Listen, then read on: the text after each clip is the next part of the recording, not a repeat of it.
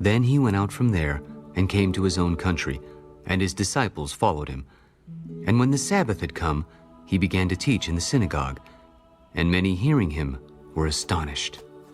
Where did this man get these things? And what wisdom is this which is given to him, that such mighty works are performed by his hands?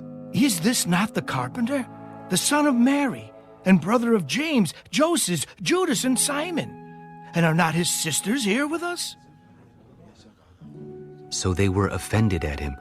But Jesus said to them, A prophet is not without honor, except in his own country, among his own relatives, and in his own house.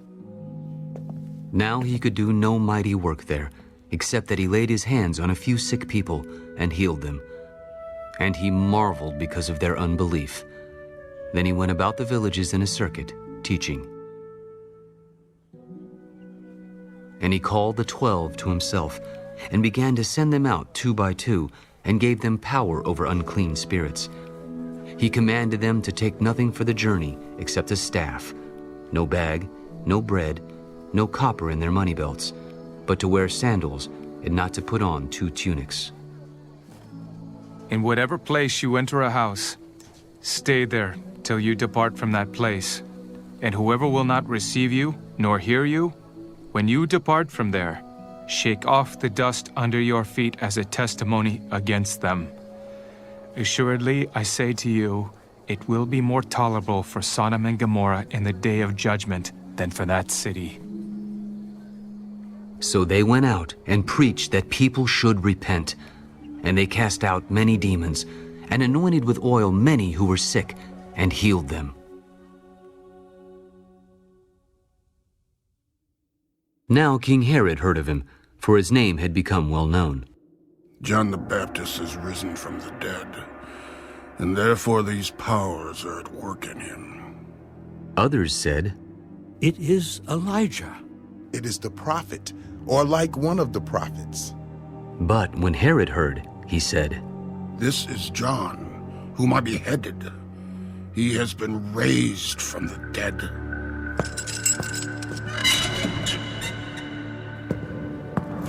For Herod himself had sent and laid hold of John, and bound him in prison for the sake of Herodias, his brother Philip's wife, for he had married her, because John had said to Herod, It is not lawful for you to have your brother's wife. Therefore Herodias held it against him, and wanted to kill him, but she could not. For Herod feared John, knowing that he was a just and holy man, and he protected him. And when he heard him, he did many things, and heard him gladly. Then an opportune day came when Herod, on his birthday, gave a feast for his nobles, the high officers, and the chief men of Galilee. And when Herodias' daughter herself came in and danced, and pleased Herod and those who sat with him, Ask me whatever you want, and I will give it to you. Whatever you ask me, I will give you, up to half of my kingdom. so she went out and said to her mother, What shall I ask? The head of John the Baptist. Immediately she came in with haste to the king and asked, I want you to give me at once the head of John the Baptist on a platter. And the king was exceedingly sorry. Yet, because of the oaths, and because of those who sat with him, he did not want to refuse her.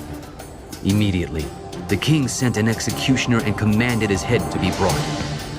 And he went and beheaded him in prison, brought his head on a platter, and gave it to the girl.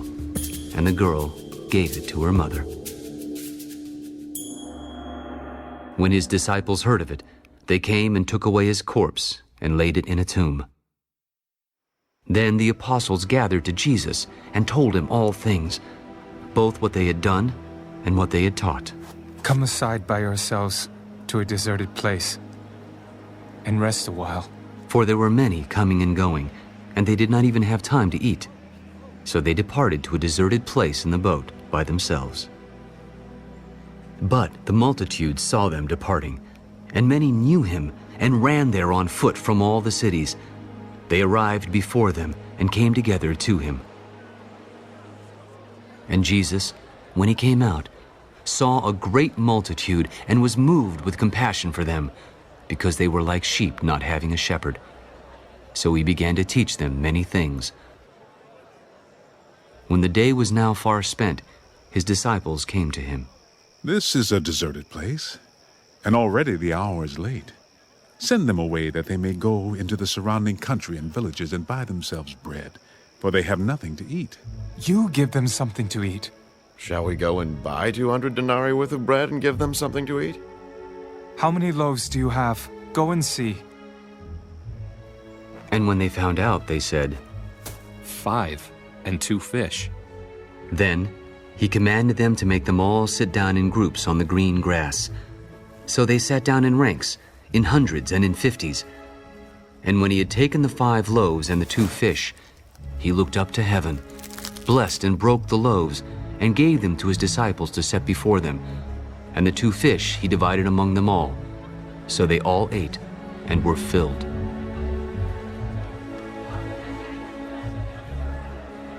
And they took up 12 baskets full of fragments and of the fish. Now those who had eaten the loaves were about 5,000 men. Immediately, he made his disciples get into the boat and go before him to the other side, to Bethsaida, while he sent the multitude away. And when he had sent them away, he departed to the mountain to pray.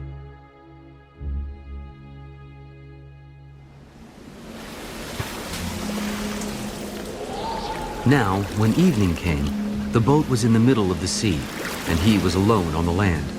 Then he saw them straining at rowing, for the wind was against them.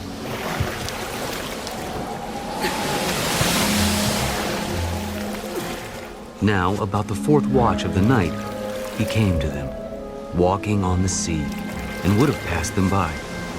And when they saw him walking on the sea, they supposed it was a ghost and cried out. For they all saw him and were troubled.